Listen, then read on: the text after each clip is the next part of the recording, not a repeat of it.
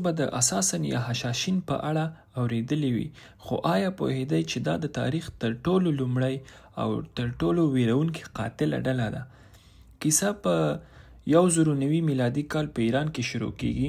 یو خیار د واک تږی او شیعه مذهبه داعی چې نوم یې حسن الصباح و، د سلجوقیانو د پاچاهۍ له منځه وړلو په فکر کې کیږي، ځکه دی د واک تږی او د سني مسلمانانو څخه زیاته کرکه درلوده، ځکه هغه د اسماعیلي فرقې پورې تړلی شخص و. هغه د دې خپلو اهدافو د لاسته راوړلو لپاره د فدایانو یوه ډله جوړوي. اول خپل نفران د سني مسلمانانو د وینو تږي ګرځوي او سربیره پر دې په دوی جادو او نشهیي مواد استفاده کوي. دې ډلې ته نوم الحشاشین وایي، یعنی هغه کسان چې حشیش کاروي. دوی د ایران په شمال د غرونو په منځ کې د قلعه الموت یا د مرګ قلعه په نوم یو قوي قلعه نیسي. دا قلعه چې د غر په سر جوړه شوې ده د دې لپاره غوره ځای و.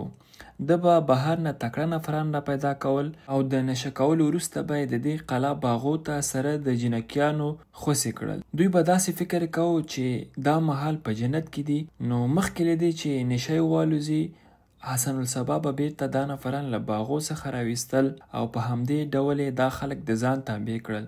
همدوی به یې روزل او خاصو اهدافو ته به یې استول. حشاشین د هغه وخت د اسلامي خلافتونو، سني واکمنانو، سلجوقیانو او حتی د صلیبیانو پر ضد جنګېدل.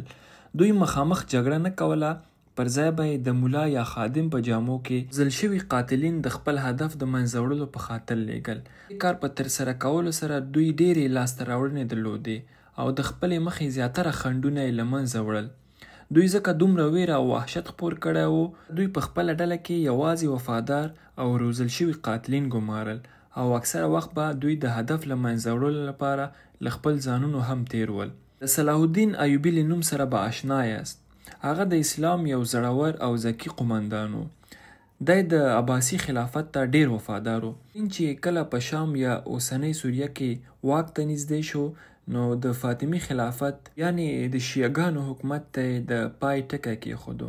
حشاشین په دې کار ډیر په غوسه شول، ځکه د فاطمي خلافت سره هم فکره او هم مذهبه ول. همدلته د صلاح الدین ایوبي او د حشاشینو ترمنځ سیاسي او مذهبي ټکر رامنځته کیږي. حشاشین څو دفعه کوشش کوي چې صلاح الدین ایوبي له منځه ویسي، خو ناکامیږي. په کال 1115 دیارلس حشاشین د صلاح الدین ایوبي تر خیمو ځان رسوي، خو د صلاح الدین ایوبي د ساتونکو لخوا وژل کیږي. د حشاشین شهرت او ویره نه یوازې په منځني ختیځ بلکې په عیسوي هیوادونو کې هم خپره وه. حتی انګلیسي ژبه کې اساساً کلمه هم د دوی لپاره جوړه شوې وه. په آخر کې د مغول امپراتور هلاکو خان لخوا په 1256 کال د دوی مرکز قلعه الموت ویجاړیږي او مشران یې وژل کیږي او دا ډله له منځه وړي.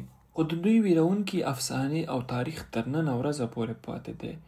د دوی کیسه دومره مشهوره ده چې تر نن ورځې پورې فلمونه، کتابونه او ویډیوګانې